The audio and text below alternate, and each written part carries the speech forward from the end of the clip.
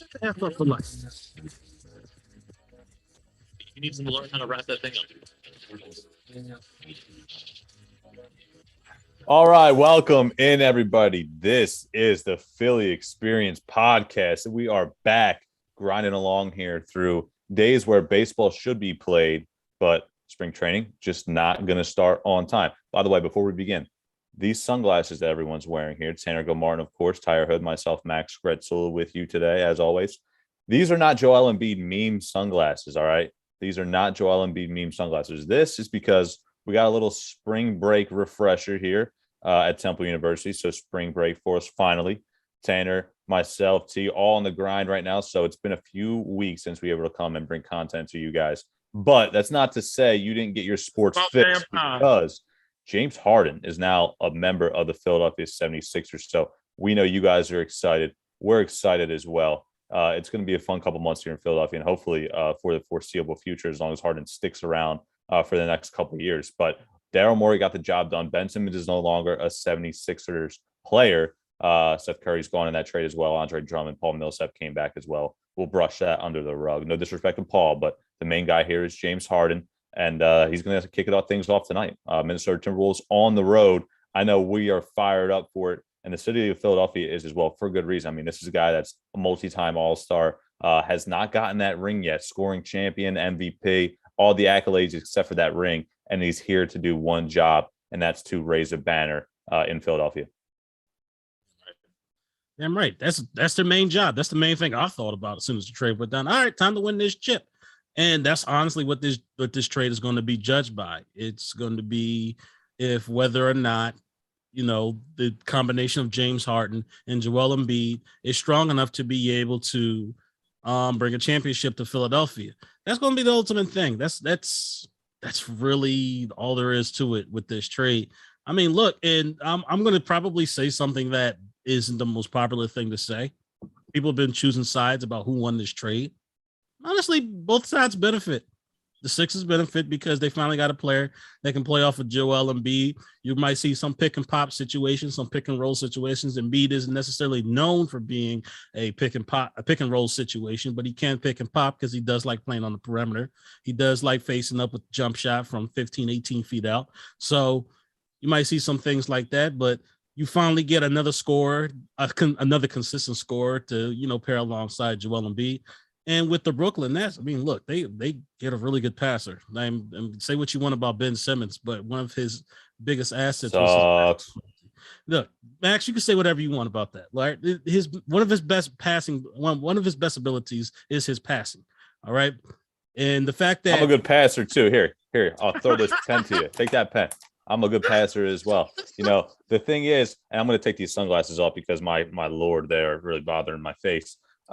But for the Sixers to be able to win this trade, see, I know you're saying both sides benefit, but here's the thing. Sixers got rid of a backup center that they only paid Andre Drummond the vet minimum to come in to back up Embiid. Of course, Seth Curry's a big-time loss because of his ability to shoot the basketball, but Ben Simmons wasn't going to play for the Sixers ever again regardless. So that's why Daryl Morey had to go out and get this deal done. I think Brooklyn did get better, of course. You're adding Andre Drummond. They needed somebody in the front court. You can't just roll out Nick Claxton every game and expect him to produce at a high level. Drummond's a veteran presence. He's going to come in to the Brooklyn organization and play well. Of course, Seth Curry, when you can shoot, you can shoot. You're born to do it. And he's going to come in for Brooklyn to be able to shoot the lights out. But we'll see with Ben Simmons. Listen, Kyrie Irving, we'll see what the New York mandates are going to put into play here as far as clearing any kind of mandates that we just mentioned, of course, with him being able to play in every single game now.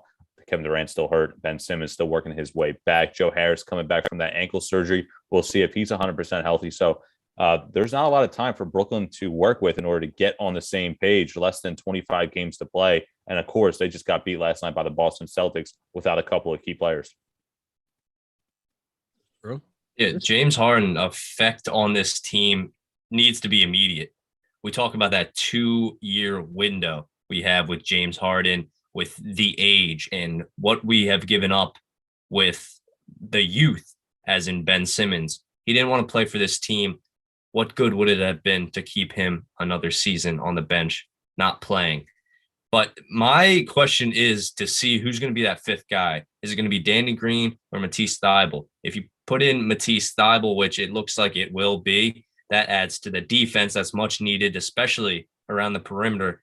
But you look at him as an offensive player and see 28% from the arc, not good for a team that needs that crunch time player. But you don't have to worry too much about having the weight on Thibel's shoulders because you bring in James Harden, one of the top 75 players in NBA history. That has to add onto your team. And it's going to be extra special March 10th when these two teams collide again and see, was this trade worth it? Now, real quick, not to mention the fact that, I agree with you on the Danny Green and the Matisse Thybulle thing, but also let's not forget who was running this offense for the entire season so far, and that was Tyrese Maxey. And now he doesn't have to be a point guard anymore. Now he could be that scoring guard that we all want him to be. And now the only thing he has to focus on is scoring the ball, which is something that he's proven that he can do. Now, March 10th, as much as I want to go to that game, the way my bank account is set up, I ain't gonna be able to go to it. $200-$300 a pop for a seat. Yeah, that's a little too rich for my blood. But I will say this: I'm gonna make a bold prediction right now. I do not think Ben Simmons will play in that game. There's no way. He's too soft. He's too soft. He's not gonna play. I don't see him playing in that game on March 10th. I just don't think he has the mentality to be able to face not only his old teammates, who, according to Joel Embiid and a bunch of them has been on account saying this as well, trying to support him and things of that nature, trying to get him to come back. Not only can he not face them, but the Philly crowd, he might be the most hated Philly athlete of all time. Tanner, to your point, real quick, you mentioned the Matisse Thybulle thing, of course, with Danny Green. Danny Green's been in the heat of the media again recently with some comments regarding Ben Simmons. Have you take the audience through what some of his words were in exchange with and surrounding Ben Simmons? So originally, this is a completely different scenario than we have seen earlier in the season. Danny Green seemed to be the only player on the team still communicating with Ben Simmons when he was not playing. And now, recently, you see, and we know Seth Curry, Drummond were put in that package to Brooklyn with Ben Simmons. And this, to me, is Seth Curry trying to be a good teammate, whether or not he actually agrees with Ben Simmons or not. Seth Curry went out and said that Ben Simmons, there's no need for him to apologize to Philadelphia for what happened. He did what he did. It's a business, and it was a business move, and he got what he wanted at the end. Danny Green on his podcast was talking about how Ben Simmons, he kind of had that disconnect, but he doesn't hate Ben Simmons. He doesn't dislike him, but he doesn't think that Ben Simmons is going to play in Philadelphia because he said he knows how much he didn't like playing in Philadelphia and how much this Philly fan base is going to absolutely rip into him if he's there. And Danny Green said, it is what it is at this point. Let bygones be bygones. I believe that was the exact quote. But come March 10th, they're probably not going to be shaking hands before the game. And it's going to be a tough matchup. I agree. It's going to be a tough matchup because, like I said, both teams benefited from this trade. The Nets get an awesome passer to pair along with their ultimate scorers and Kevin Durant, part-time player Kyrie Irving. Eventually, I guess New York is going to lift their sanctions eventually. Nobody knows, but that's Ben Simmons. Now he doesn't have to focus on scoring. That's not his main focus anymore. He does not have to do that. He's got plenty of scorers on that team that he can dish the ball out to. All he has to do is some of the things that he does best, and that is play defense and pass the ball. Now, here's the thing where I kind of need to just school some New Yorkers a little bit because the trade went down and my phone goes wild. I know plenty of people in New York between friends and, old co-workers and things of that nature. They're texting me back and forth. They're like, oh man, Ben Simmons, we're top. We're the best in the East now. Ain't nobody going to stop us. Y'all stupid. Y'all just gave up a great player to us. And I'm like, y'all don't really know what y'all got. I really don't think you guys 100% know what y'all got. And here's the thing. Here's where it's going to be exposed. It's going to be exposed come around playoff time, when Ben Simmons is in the game in the fourth quarter and team is down by, let's say, 5-10 points, and they start implementing that hack-a-Ben, and Ben Simmons has to go to the free throw line, that's the player that you're going to see come playoff time. You're not going to get this all-around great player that you guys think that you're getting. You're getting a great regular season player, but in terms of a playoff player, oh, please. See, one of the things that one of your coworkers actually said this week and had a conversation about, and we were all, of course, we listened to WIP throughout the week. One of the things I heard was the combination and the comparison, I guess is a better word to use, between Ben Simmons and Matisse Thybulle. Both players have not gotten better at all, statistically speaking, offensively throughout their time here in Philadelphia. One player's hated, one player's loved. What are the reasons behind the factors thrown into why the Philadelphia fan base loves Matisse Thybulle and hates Ben Simmons, even though both of these players, some people would argue, I'm not saying I agree with this, some people argue neither player has gotten better offensively. I mean, that's an excellent point. I'm not even going to front to you. That's an excellent point. But the difference is you see Matisse actually trying. Like, Matisse will shoot a shot if he's open. Like, at least he tries. That's the thing. That's the difference between Matisse and Ben Simmons, was that Matisse tried. Ben Simmons didn't. And that's the big thing I think people have to remember. We will reward you for effort. Hell, y'all remember the episodes that we were having talking about this same situation, and we were just saying, damn it, just try. Even if you miss, just try. You got an open shot, take it. Try. Game after game, we would see Ben Simmons defender at the free throw line while he's standing there at the 3-point line looking for a pass. At least Matisse tries. That's what I had to say on that. Matisse tries. Ben Simmons, I didn't see no type of growth. The big difference between these two players is one player embraces the city, the other one runs and hides from it.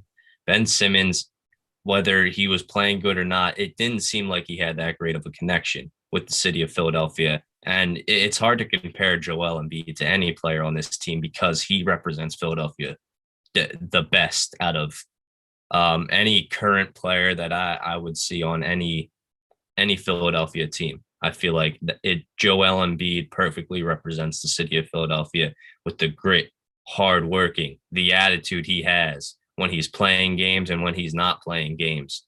But for Matisse Thybulle, and I mentioned that 28% from above the arc, that is a little more brushed under the rug, I think, because of the Ben Simmons drama, and that Matisse Thybulle, we know he needs to improve in his game. But what covers that is his defense. And Danny Green is talking about Danny Green because he's one of the two options to fill in for that fifth spot, is because Danny Green is quite the opposite of Matisse Thybulle. His offense is what powers him, but his defense is lackluster, to say the least. That was my bad. I'm not even going for it. Tell you, don't worry about it. I think one of the things that Tanner brings to light here, it's important to figure out and think about. And on that note, of course, I want to transition into this next topic, which still remains with the Sixers, but it goes along with the Harden trade and the Willie Cauley-Stein acquisition. But first, with Matisse Thybulle, the offensive game, of course, hasn't improved, but you mentioned it. The defensive ability, of course, is there. I think he's one of the best perimeter defenders in the game.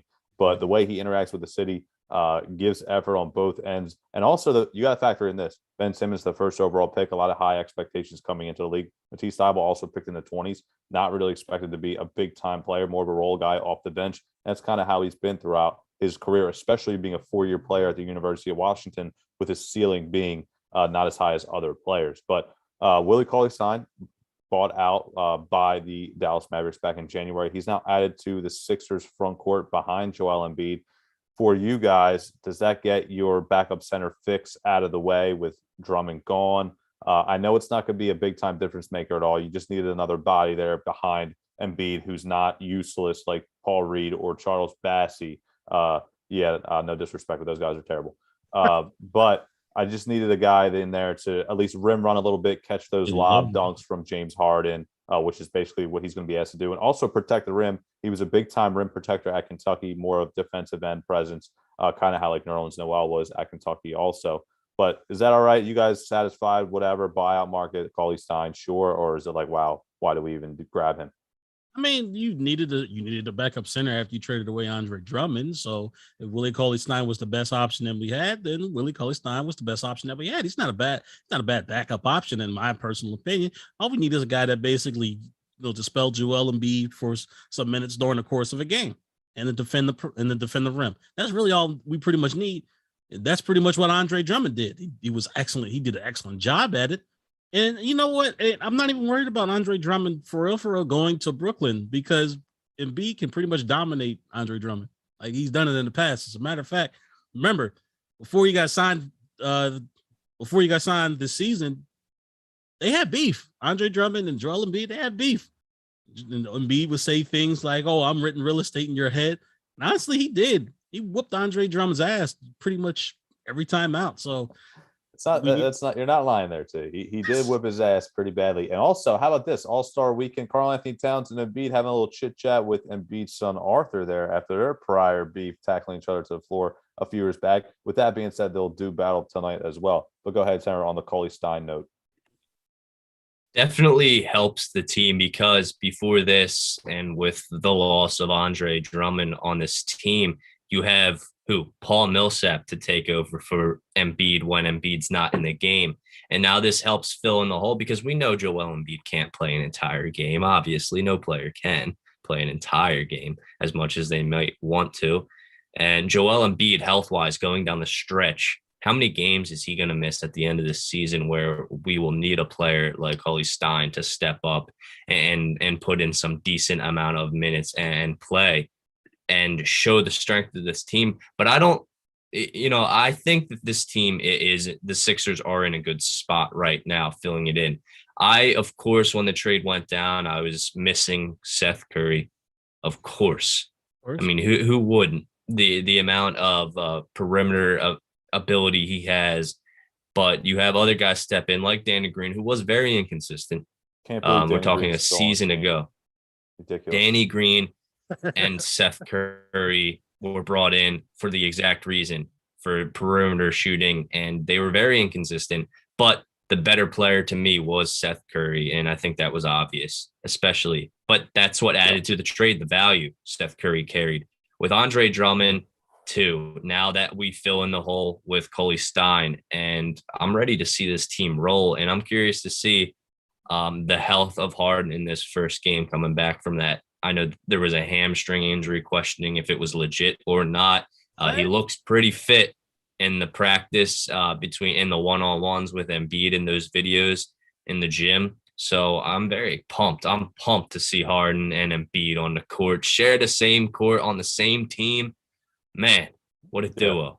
It's going to be hype tonight, of course. There's some players on this team, however, that I just look at and I say, why are they even on the team? I know you have to fill out the roster, but let me just give you some names here. Paul Reed, 22 years old, 6'9". He's getting paid $1.5 million this year. All right, fine. He's getting paid $1.5 million. He's out the mud. He's out the mud. That's fine. Whatever. You need bodies. You need bodies on the team. Now, recently, him and also where Jaden Springer both sent back to the Delaware Bluecoats. Isaiah Joe. I can do away with Isaiah Joe. Another guy getting paid $1.5 million. He's terrible. And that's not this, like people say, oh, you're disrespecting these guys. Like, he's just not good. Like, second round pick coming out of Arkansas or wherever, Arkansas, wherever he's from. Fine. Charlie Brown. Like, can we get some I think the depth on this bench is really what concerns me most, T, because Cauley-Stein, I would like to see him come in here and just get those backup minutes. I really don't want to see any more Paul Reed or Charles Bassey because Cauley-Stein's just a better player. Korkmaz off your bench, fine. He's a legitimate NBA player. Danny Green off your bench, sure. Give me Paul Millsap, fine. I'll take Paul Millsap on my bench as well, a veteran guy in a locker room. And Niang and Shake Milton, fine. But the rest of these guys, I guess because Springer. You have to have some people back and forth between Delaware and whatnot. But do you think there needs to be more things added to this bench? And when I say more things, I mean maybe just one more body who might be able to give you a little bit more in the backcourt. And I hesitate to ask you that because we tried that last year with George Hill, and it just went to shit immediately. So that's why I kind of hesitate to ask you. The difference is with George Hill, we traded for George Hill. So trade deadline is passed, so we ain't got to worry about no trades. You just got to worry about buyout market. Yeah, buyout market. So here's the thing, though. Like, I don't know. I've been scanning a little bit of the buyout market. Who's available? Like, that's my main thing. Like, I know Max, I agree with you. I want better bodies on the bench. I've been crying about that for a couple of years now, but there's hardly anybody on the buyout market. Like Goran Dragic, he goes to Brooklyn. So I wouldn't take Goran Dragic. I think Goran Dragic is better than Shake Milton. I agree with you. I would have taken Goran Dragic coming off the bench, being a part of that bench. I completely agree with you, but he went to Brooklyn. So what you gonna do about that? Look, we need bodies, and that's period point blank. There's not really anybody out there on the buyout market. The one guy, Goran Dragic, went to Brooklyn, as I just said. It's nothing much we can do about this bench right now, unfortunately. My problem with the bench is, guys, is that we really only have one ball handler coming off of the bench. It's Shake Milton to go behind Tyrese Maxey and James Harden. Because other than that, you have Korkmaz coming off your bench. He's not going to really ball handle at a high level. Isaiah Joe can't ball handle. There's no real guards. And I wish we had like one more body. Like Dragic would have been a perfect fit. Unfortunately, he's in Brooklyn. I don't want to harp on that too much. But can this team, and I think we all agree, still win an NBA championship where they are right now and compete with Milwaukee and Phoenix? One player that comes to mind with adding to the shooting ability to this team and the presence on the court is Kent Bazemore. I believe he's still available in the buyout market, and also Derek Favors. Now, when Daryl Morey mentioned that they already had a guy, they already had one set up, I did not imagine Coley Stein being that guy that Daryl Morey was hyping up for the answer. So I think Morey still has a few names in mind to add to the depth of this team. For the bench right now with Korkmaz and whoever else is going to be on that bench and coming off for this team to try to propel them down the stretch, every game is going to count now. Does it bother you at all that there's not another name at the moment on this bench that may not give us a big time advantage, I should say, down the stretch against the Bucks and whatnot? Or can Harden and Embiid just carry them themselves? I mean, it's disappointing, but you got to work with what you have. I mean, I know in the beginning of the show we had said that, that this season, that with the Harden trade, this trade really rides and dies with, championship or bust situation and mentality. But the reality is you still need a couple more pieces. Like, I'm sorry, this bench has to get better. By the way, Kent Bazemore still with the Lakers, so he could be bought out. Right. Yeah, but at the moment, he's still with the Lakers. He's a potential buyout option. Yes, he's a potential buyout option. But yeah, I know we won a championship bad for the Sixers, and so do I. But the bench is really going to be the Achilles heel come playoff time, because now you're going to have to play your starters like 48 minutes a game. Like that's a lot. That's a lot. Do you guys know that Tobias Harris is getting paid $4 million more than Embiid is this year? Yeah, don't remind me. This will be his last season on the Sixers. It's wild to think about. And what do you mean by that, Tanner? A trade? Well, let's see here. So Daryl Morey clearing up space. I know they're talking about James Harden not, with his contract waiting, so they're holding up. I don't believe in that thing. Why would he do that? However, I do think that Daryl Morey informed the team on what he plans to do next season. And with the way that James Harden, I mean, the last two seasons, we've been questioning, or not James Harden, Tobias Harris. We've been questioning his productivity on this team. And I thought Tobias Harris would be gone by the trade deadline, honestly. But because they bring in James Harden, you can't say goodbye to Tobias Harris, because then you have those two guys who's your three. But with the three we have now, I mean, it's definitely win now atmosphere. But I think if the job's not done, they don't get past somehow the second round, I think Tobias Harris will be gone. Yeah, I agree with that statement. Tobias Harris has been a liability on the offensive side of the ball, unfortunately. However, I feel as though he's been a liability this year because this year and in previous years past is because he's played a position where he's not supposed to. And that is he's have to be the number 2 scorer. He's not a number 2 scorer. He's more or less a number 3 or number 4. With the trade of Harden, well, now he slides back to being a number 3, number 4 option. So I can live with that. I don't like how much I'm paying a number 3 and number 4 option on offense, but maybe he might improve. Maybe, just maybe, since now the focal point isn't necessarily on Tobias Harris to score. I think the key is Right. with James Harden's health also, Tanner. Like, can Daryl Morey find somebody that's a trade partner to take Tobias's contract? Yeah, that's the problem. That's the it's key. not as much as Tobias Harris's play on the court right now, whether we like it better or not. It's his contract that's the worst part. That contract is the reason why a lot of people aren't just going to touch Tobias Harris. Let's be honest here. Nobody's going to pay a guy who at best can be a third option on the offensive side of the ball a max contract. They're not going to do that. So you're not going to be able to move that contract unless you find a sucker somewhere, which you can always find a sucker somewhere, but it'd be a real stupid sucker. I'm just saying. Right. No, I agree with that. I think that's the problem, because we heard the rumors before this Harden trade went down was that Daryl Morey is trying to clear the Tobias Harris contract to create another max spot on the team to get an actual legit superstar who deserves that money, and somebody like Tobias who doesn't deserve that money, and be able to take that next season and carry this team to maybe, if they don't get there this year, to an NBA Finals next year or the year after that. I mean, you can try to buy it. You can try to find a buyer for that contract. I mean, that's the main goal.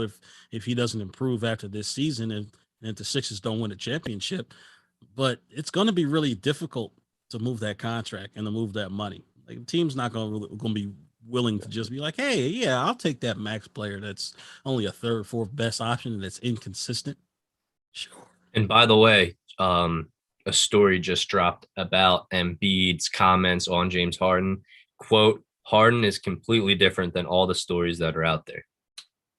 So I'm assuming that gives you hope. Yeah, that goes based on the the going to the clubs with the player, with the the musicians, the artists, and stuff like that, the nightclub atmosphere, which we've seen videos. I mean, there's proof that he does like to go out to the clubs and everything, but more so his attitude, I guess, when he's in the facilities and stuff like that. And you can already notice in those practice videos that Harden's game is rubbing off on Joel Embiid with the step back and in their playing one-on-one. James Harden wants Joel Embiid to be a better player. He admires him as a player, and I'm sure it's mutual between the two. And another player that James Harden seems to want to take under his wing is Tyrese Maxey and his image that he has for his future. So I think bringing in James Harden is helpful both on and off the court with building up guys and what he can do for the city of Philadelphia as well.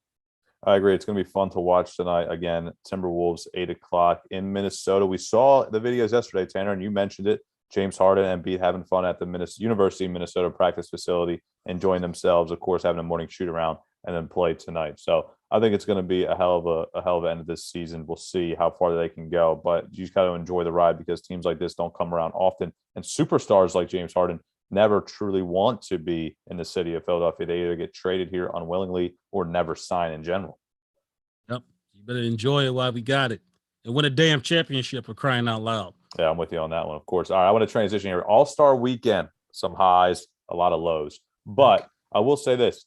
When we're out there and watching it, well, not out there, us personally, but when our guys are out there, and Harden and Embiid out there in Cleveland over the weekend, they were enjoying themselves, having fun. I know Chris Paul played with a broken thumb. I didn't really understand that. The slam dunk competition was a disaster. The three-point competition was won by Karl Anthony Towns. I thought that was pretty surprising.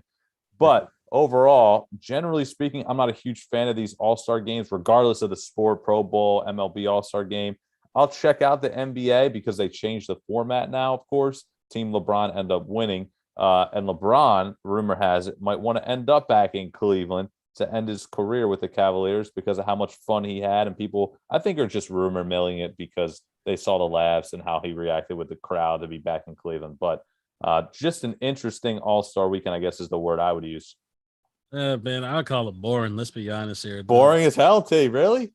Boring to me. I like you. I don't particularly care for these weekends for throughout these sports. I just don't care. I really don't. In terms of the rumor for LeBron, man, he's playing wherever his son is playing. So let's end that rumor right now. He's playing wherever his son's going to play.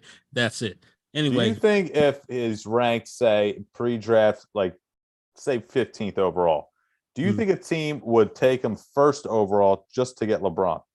I wouldn't be surprised, honestly. Wow, that would be pretty interesting to me because if you have 14 better talents ahead of him and you take him simply to get the last years of LeBron on your team, and who knows how good LeBron is in 2-3 years down the road, he already looks like he's slowing down a little bit. I'm not going to say a ton because I know there's some LeBron lovers out there, but he's slowing down. It's true, and also I hate it for him too because he's got to play with an overrated player like Anthony Davis, who's injured all the time. And everybody out there who says Anthony Davis is a top 5 player in the league, can you give me a break? Please I get it. The talent is there. He might be a top 5 talent, but can you sit here and tell me he's a top 5 player? In order to be a top 5 player, you actually have to play in games. I agree with you. That's the only way you can become that top ranked. So I agree with you. Anthony Davis has been a huge disappointment. I don't get it. Anthony Davis has been an injured player since he entered the league. And somehow or some way, he has not figured out a way how to take care of his body in the offseason to prepare his body for the rigorous season of the NBA. I don't get it. I just don't. Like LeBron teamed up to win titles together, titles being plural. Now they won the bubble title. I don't count that. I mean, I don't really count the bubble title at all. It's almost like I don't count the Dodgers title with the 60-game MLB season, whatever, because the Dodgers have always been dominant early on in their season, but they never go complete 162 games and finish, just like they didn't do last year either against the Atlanta Braves. So bringing it back full circle here, talking about where we're at with this situation. Of course, the Lakers and LeBron, to try to get back to the All-Star topic.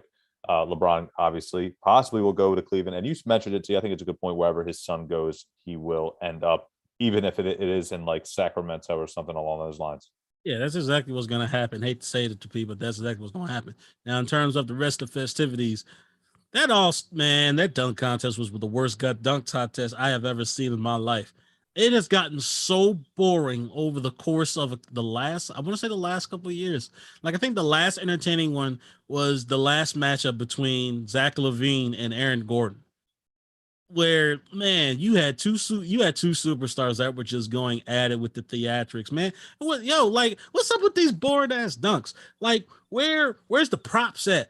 All I see is guys getting the ball passed off of the rim while they slam. I agree with you. I think. How about the one where the guy blew the cupcake candle out and dunked it? That was pretty. Now listen, it wasn't a hard dunk, but it's entertaining. I think that's what we're all here for, the entertainment value. How about jumping over a car? Would somebody jump over a car again? Blake Griffin hasn't done that. Nobody's done that since Blake Griffin. Where is the entertainment factor? Like, I want to be entertained. Like, I want to see some Daredevil like shit. Like, I don't want to see nothing boring. Get on a bicycle, do a backflip on a bicycle and dunk it or something. I want to see some entertainment. Jesus Christ, Max, what the hell are you now listen, a little Johnny Blaze Ghost Rider action, if you know what I'm saying. As much as I loved hearing you guys complain about the All-Star weekend, I was doing my research on why Chris Paul, the insanity of why he stepped on the court in the All-Star after it being told that he would miss 6 to 8 weeks of games. But that is because he wanted to tally up assists. He's now a top assist leader. He's not going to break the record. I don't think, at least, he will end up breaking Steve Nash's record. But listen, yeah, exactly. If you're a Phoenix fan, you have the best record in the NBA. You're leading the West. You're a favorite to go to the finals right now. And you have your number 2 guy, you could say, out there playing with a hurt thumb. He's already out 6 to 8 weeks. He's going to make his injury worse instead of resting. Taking your time to heal, because Devin Booker is going to be out there virtually, you could say, by himself, and he's really going to prove his worth at the remaining the season without Chris Paul. And if we're Joel Embiid fans rooting for him to go and be the MVP, we got to be worried about how Devin Booker is going to play with the weight of the team on his shoulders and the amount of performance he's going to put out there, the impressive play to finish out the season. It's a little worrisome. All I got to say is I think, thankfully, the Sixers don't play in the Western Conference, because having to go through Golden State and Phoenix both That's a tall task. Now, I think Chicago's a little overrated. Cleveland's a little overrated. They lost to Detroit last night. Brooklyn's still not at full strength. I will say this. Boston coming on strong. I think they've won like 11 games in a row or something ridiculous. Yeah. Toronto's been The hot Heat. also. Yeah, like there's definitely tough teams, but not to the level of eliteness like you see with Phoenix or Golden State, where you have just the Splash Brothers, CP3 and D-Book doing their thing. Like the Heat are a good team. They got good players, with Jimmy Butler and those guys. Bam Adebayo, very solid. You have Toronto, very solid, well-coached team. Boston, of course, the dynamic duo with Jaylen Brown and Jason Tatum. Like, they're solid-ass teams, don't get me wrong, but they're not to the elite level of what we've seen in the Western Conference with a couple of those guys. Yeah.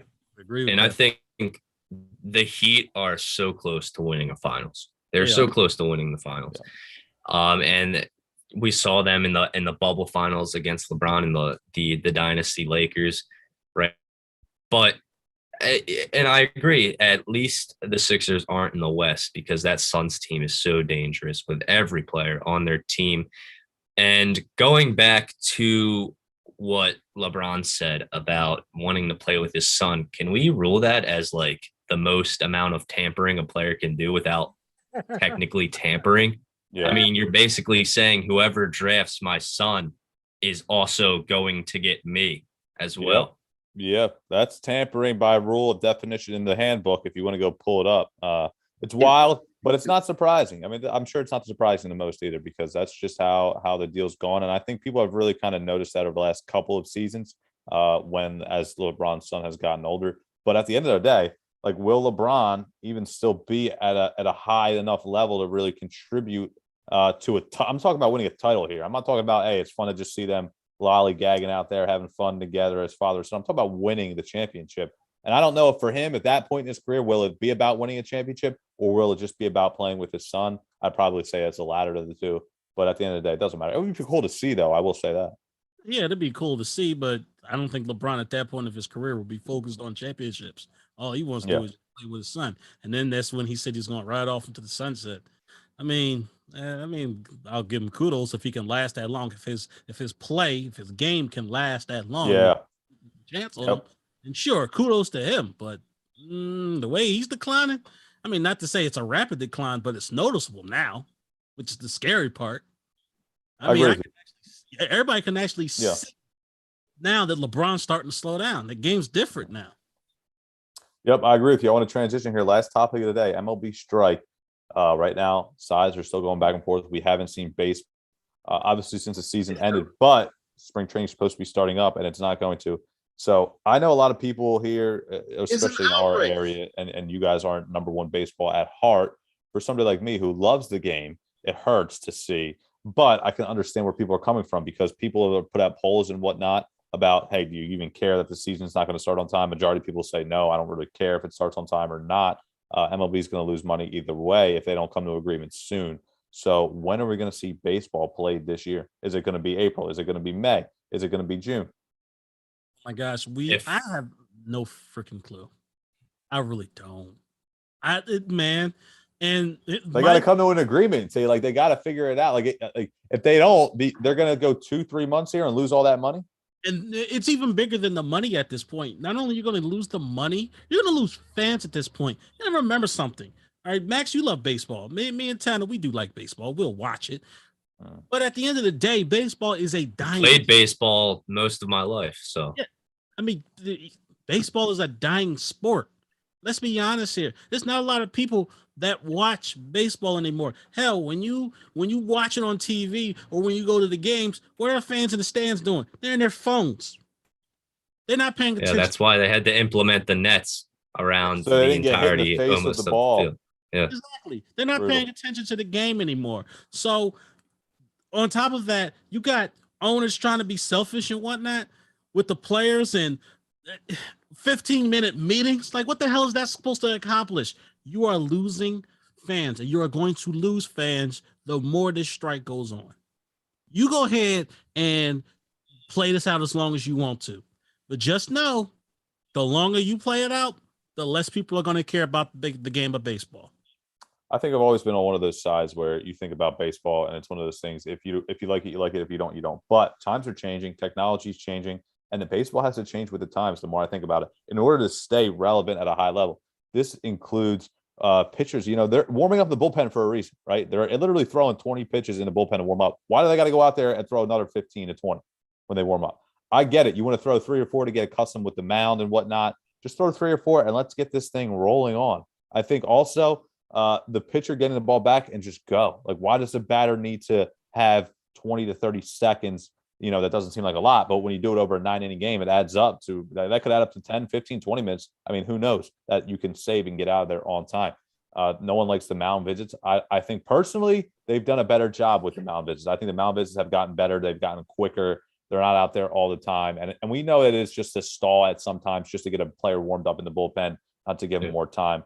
I will say I think they've done a better job with that. I don't think the meetings have taken as much time on the mound, but I would love to see just the pitcher throw, get it back, couple seconds, get into their motion again and go. I think just that in itself, just throwing it back and going quicker, screw, the change in the batting gloves and stepping out of the box and everything like that. If they just did that, this whole pitch clock thing is so stupid. Just get it and go. And I think the game would be a lot more entertaining. It would be over and more quickly as well. It's crazy because there's so much more into this lockout than just what the fans want to see differently. It's the players and the owners trying to find an agreement, and the negotiation process. The players want to be involved more. They want more profit. They want to be involved with the shareholder negotiations. They want revenue sharing. That's the biggest thing for the MLBPA right now in these conversations. And the owners and the players, they've been able to agree on a few smaller things, like with like the designated hitter. Yeah. And with I know that the biggest thing going in was the arbitration. What was big it? trait The arbitration, trying to reach right. With the free agency, tying free agency with the age, but they have the draft lottery now set up, and the elimination of the buyer side of the draft pick compensation, with the teams making trades without losing picks. But they need to find an agreement by the 28th, or the opening day is going to be delayed. And it by the conversations and the amount of things dropped by both the owners and the MLBPA, it doesn't give you a good feeling for watching baseball on time this year. Let me ask you this question, because I kind of want to wrap up this conversation, because I know we're running out of time. What are your thoughts? And we can go into little detail, because baseball is one of those games where so many little details matter with time and everything like that. Basketball, you just go out there and you hoop. Football, you just go out there and you throw the ball and you tackle. Baseball, there's pitching changes, there's mound visits, there's shifts. There's just so many different little tweaks in the game. What are your opinions on shifting? And would you go back to just having 2 players on each side of the diamond, or do you say the batter's got to adjust? Batter's got to adjust. I mean, it's a strategy. It like anything, like in basketball, if a player favors his left, you're going to force him to his right. Same thing in football. If a quarterback can't throw the ball past 10 yards, then guess what? You're going to play the short game and force that quarterback to go deep. It is strategy. What does that player have to do if he has a weakness? Yep. He has to work on weakness. So if you hit primarily to your right, and you can hit pretty accurately in between the gaps, and they put a shift on, you better learn how to hit that ball opposite field. Here's my thing, though, because I want to get to, and I want your input as well. My thing is, I agree with what you're saying. I said that at first, the hitters need to adjust. But my thing is, I'm not talking about the game itself. I'm talking about the fans' perspective.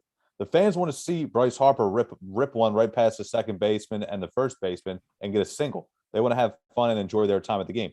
They don't want to have to see Bryce Harper, one of the best hitters in the game, try to bunt down the third baseline every single at bat to get a single hit. Now that's cool once in a while and people have fun and they applaud it, but having to force that every single at bat to get a bunt or get a little knock down the third baseline, that's going to suck after a while. I'm going to say, hey, I want to see him rip one down the right field line without having 4 guys there. I think that's the argument that comes into play, because this whole conversation is about fan engagement. Right, you're altering the game just for the fan engagement, though. And for what T was saying, yeah, I agree. Strategy, a player has to show how good they are in order to get on base with that aspect. But I mean, this is a matter of making baseball fun again, because what we've noticed as the years decline, I mean, the baseball viewership is just awful. It's so awful. Nobody's watching baseball on TV. It seems, compared to other sports, that is. And now we have hockey in the mix as well recently. But I think I'd still keep the shifts, honestly. All right. Well, I think my only point is this: when you see the shifts and you see a guy get robbed of a double into the gap, from a team perspective, like, hey, they're playing it right. That's what they should do. I think from a viewer perspective and a fan engagement perspective, because this is what we're talking about, having viewers, having fans enjoy their team, maybe you throw an adjustment. And this is just an adjustment that I'm mentioning. You could have maybe 2 players on each. Keep your shortstop and third baseman on one side, your second and first baseman on the other. You can line them up wherever they want. They don't have to be technically in that simple vicinity. You can have literally 2 stand next to each other if you think that's your best bet.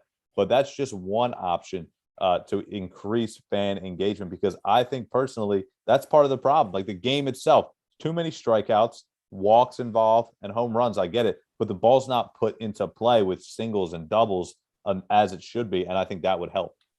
Well, I mean, they have taken away steroids as well. So, that did. Now, listen, let's hope they're not talking about this right now in the negotiation process. Fan engagement is not the top priority for the MLB right now. The top priority is getting their players back on the field. We're talking about what goes into these conversations with the revenue sharing and having more respect for players, because that's the most important. These players bring the product. They display the product. The owners want more money for just sitting there hiring these guys and ripping them off. And that's the biggest problem in these negotiations. And I really don't think it's going to get settled anytime soon. I agree. I think the players deserve the arbitration and whatnot, getting free agency a year faster. I'm cool with all that. I think you need to increase the minor league players' money, of course, and their salary and their living space, but not to the extent that they're treated like royalty. I mean, I think one of the big things is they got to earn their way. Listen, they're minor leaguers for a reason. And the payoff is, hey, you get treated a lot better and you earn more money, more respect as you get to the major league level, because listen, major leaguers are a different breed. And when you get to the major league level, that's a whole different animal, but they need to at least have a solid living. I mean, you're playing AAA baseball. You're a hell of a good baseball player. You got to get better living, a better living life, food and whatnot. They just need to be treated better. I'm not saying increase everybody's salary by $5 million. I'm not saying that, but I'm saying give them more money, more incentive, and just treat them a little bit better. I think that's where the negotiations, because I think the players from that standpoint are saying, hey, we got to explode the minor league, revenue here. I'm not saying explode it, but you definitely need to increase. I agree, but you better hurry the hell up and figure something out. Yeah. It's a good way to, hey, Ted, it's a great way to edit. You better hurry the hell up, because I agree. No, it's coming quick. Seriously, they do need to hurry up, and they need to get this thing figured out, because, well, for one thing, from a personal standpoint of view, hell, what the hell am I supposed to watch after the NBA Finals is over? I need something to bridge me over between the end of the basketball season and the football season. So I need that bridge. That's first and foremost. Yep. Secondly, you're going to lose fans. All right, you're slowly, surely going to lose fans, and it's going to be over greed. You really don't want that. Just saying. All right, Tanner, you got the last word. No, I'm with T in mentioning how the MLB can make baseball better. It's a shame because that was their main problem before the lockout, but now they have to focus on getting their players even to play this sport and all. But don't forget the USFL is starting. The draft has happened. So we might see a little football earlier when that lasts about, 2 months until it gets canceled. Yep, until it goes under again, of course. All right, well, hey, I will say this. Sixers tonight, Phillies, we'll see. Of course. Let's go. It's been a lot of fun with James Harden. So enjoy the Sixers while we all can. Have fun. And that's all that matters, really, because at the end of the day, right now, without baseball starting anytime soon, it's the Sixers to carry us as far as they can. Yeah, pretty much. You can't rely on the Flyers. That's for damn sure. Nah, you can't. Brush that under the rug. All right, we'll shut it. Don't even shut it down. Don't even go there. You guys missed any of this episode, you can always go to Philly-Experience.simplecast.com. Available on all major downloadable platforms: Apple Podcasts, Google Podcasts, Spotify, YouTube, the entire shabazz. Can we just eliminate the Flyers from the Big Four and put the lacrosse team up in? No, the soccer team. Put the soccer team in. Union. There you go. I'm just saying. Flyers shouldn't be counted as the top 4 team in the city. Fox.